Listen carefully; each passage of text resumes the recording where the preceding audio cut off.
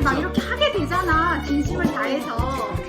아, 오늘 너무 즐거웠고 또 박성 선생님 좋은 시간 보낸 것 같아요. 네. 아마 라이브 또 다음에도 하지 않을까 그런 생각이 드네요. 네, 제가 편집해서 한번 올려볼게요. 어땠어요? 소감? 진짜 재밌었어. 재밌었어요. 너무 재밌고 그리고 질문도 되게 많이 해주셨네. 되게 열심히. 전 항상 열심히 합니다, 여러분. 전 항상 열심히 해요. 이렇게까지 열심히 하니까 목소리로 이렇게 하실 줄은 몰랐어요. 그래서 이렇게 많이 너무 아팠어요. 그래서 제가 1년째 라이브 TV에서 유일하게 혼자 라이브를 하고 있습니다. 다른 사람들은 오래 못하더라고요. 맞아, 이런. 아무튼 네, 좋은 경험이었고 네. 다음에 또 불러주시면 언제든지. 네, 감사합니다. 와.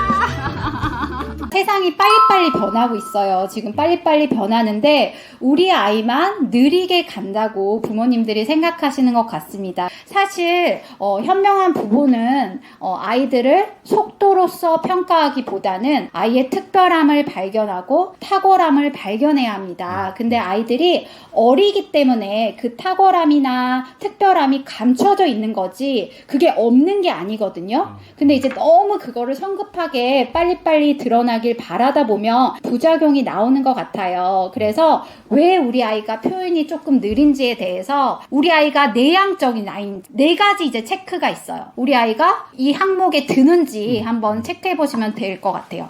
첫 번째, 이해가 되지 않으면 한 발자국도 움직이지 않는다. 두 번째, 친구 없어도 돼요. 나 혼자 노는 게 좋아요. 라고 하는 친구들이 있어요. 그 다음에 세 번째, 남들에게 인사를 안 해서 예의 없거나 불친절하다는 얘기를 들을 수 있습니다. 자, 그 다음에 네 번째, 분노 조절에 대해서 얘기해 보려고 하는데요. 내향적인 아이는 감정 표현이 익숙하지가 않아서 화날 때만 아이가 감정을 드러내는 것처럼 보입니다. 그래서 특별히 엄마들이 봤을 때 우리 아이는 분노만 해요. 이런 아이들이 있을 수 있는데 그게 내향형인 아이라서 기쁜 것도 그냥 드문드문하고 즐거운 것도 드문드문 표현하는 아이들이 있을 수 있어요. 근데 분노만 막 참지 못하고 표현하는 아이가 있어요. 근데 그게 분노 조절 장애라기보다는 아직까지 어린 아이들이니까 분노라는 감정이 가장 크게 표현돼서 그렇거든요. 그래서 이 4가지에 우리 아이가 해당한다 그러면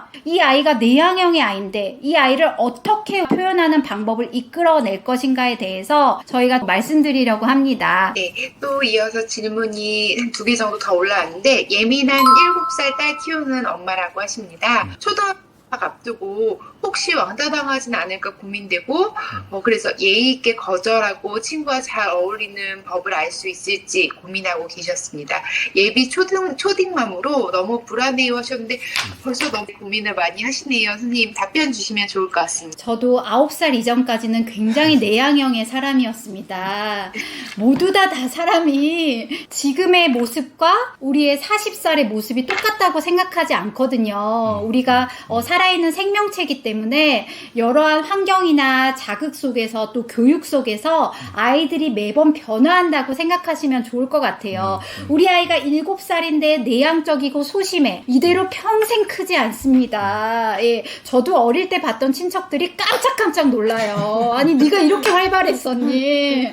네가 이렇게 적극적이었었니? 라고 깜짝깜짝 놀랍니다. 그래서 사람이 그때 그 시절로만 계속 이제 큰다라는 그런 편견을 하면 이 아이가 불안해 보일 수 있거든요. 불안이란 감정이 이염되기가 가장 쉬운 감정입니다. 내가 불안할 때 우리 아이는 더 불안해집니다. 얼른 부모의 불안을 해결하는 게 아이의 불안을 해결하는 방법일 수도 있거든요. 근데 아직 지금 학교 3월 시작도 안 됐는데 지금부터 불안해 하시면 어떡해요, 어머니. 아이가 의외로 잘할 수 있습니다. 그러면 아이가 표현력을 잘 갖추고 자신감이 있게 하기 위해서는 어떤 것들이 필요하냐? 첫 번째, 지적 자신감이 필요합니다. 책을 많이 읽고 아는 것들이 많을 때 자기도 모르게 손이 들어서 발표를 하게 됩니다. 두 번째는 신체적인 자신감이 필요합니다. 여자친구라고 해서 너무 그림 그리기라든지 꽁냥꽁냥 놀지만은 않았는지 한번 체크해 보시고요.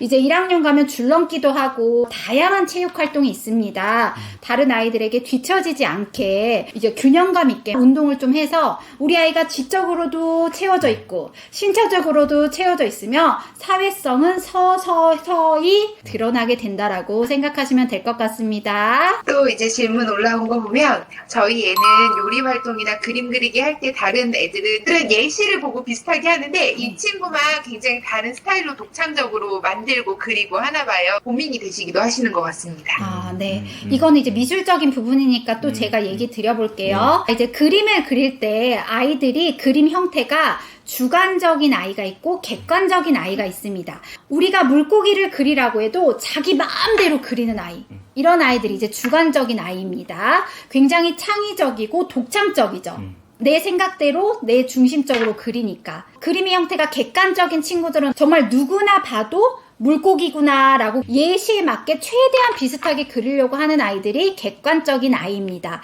이런 것들이 어떤 것이 좋고 나쁘다고 할 수는 없습니다. 이 객관적인 아이들은 창의성이 조금 부족해서 스토리라든지 개성을 넣어줄 수 있게 노력을 해주시는 게 좋을 것 같고요. 너무 주관적인 아이는 너무 동떨어지면 안 되잖아요. 그래서 조금 더 객관성을 심어줄 수 있게 남의 것도 보고 그리고 다른 사람 말을 경청할 수 있는, 이 아이가 경청을 안 해서 자기 마음대로 그리는 걸 수도 있어요. 아직 아이가 5살, 6살이라면 충분히 주관적으로만 그릴 수 있어요. 근데 9살, 10살인데도 우리가 제시하는 룰을 그리지 않고 자기 생각만 한다는 거는 조금 한번 체크해 보실 필요가 있을 것 같아요.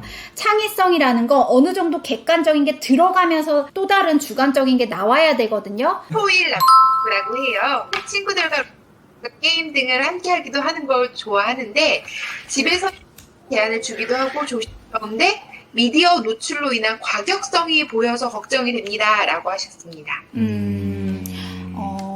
내향적인 아이, 자기 몰두형의 아이와 분노 조절은 굉장히 이게 상관관계가 있어요. 그래서 우리가 외향형인 아이들은 에너지가 넘치기 때문에 그 에너지가 관계 중심적으로 가기도 하고 그 에너지가 좋을 때도 막 이렇게 에너지를 표현하고 기쁠 때도 막 에너지를 표현해서 화날 때도 쟤는 화나니까 표현한가 보다 이렇게 생각하는데 내향형인 아이들은 좋을 때도 그냥 시큰둥하고 있고 표현을 안 하다가 화날 때만 이렇게 표현을 하거나 그러는데 게임을 이제 좋아하는 아이들 중에서도 내향형인 아이들이 많아요. 그래서 게임을 하거나 이런 게 자기 몰두형의 아이들에게 굉장히 이 지적 활동을 하고 두뇌 활동을 해서 굉장히 재밌는데 너무 몰입하다 보니까 이 가상현실이 너무 심하게 몰두하는 경우들이 굉장히 많거든요. 그러면 미디어 이 노출 횟수나 시간을 분명히 조절해야 됩니다.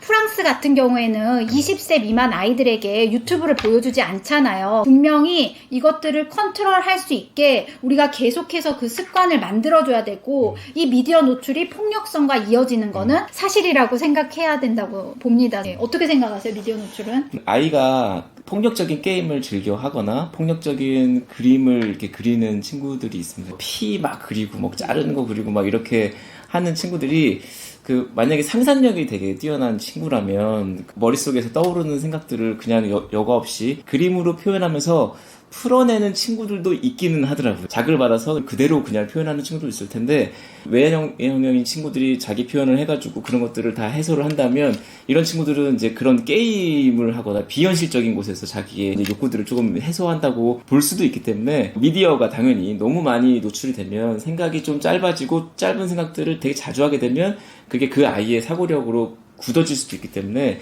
다양한 자극들을 주는 것은 당연히 필요하고요. 한 곳에 너무 몰두해서 집중하는 것 같다. 그래서 조금 여기 중독된 것 같다. 그러면 이제 그런 정도만 좀 피해 주시고 책 미디어도 그렇고요.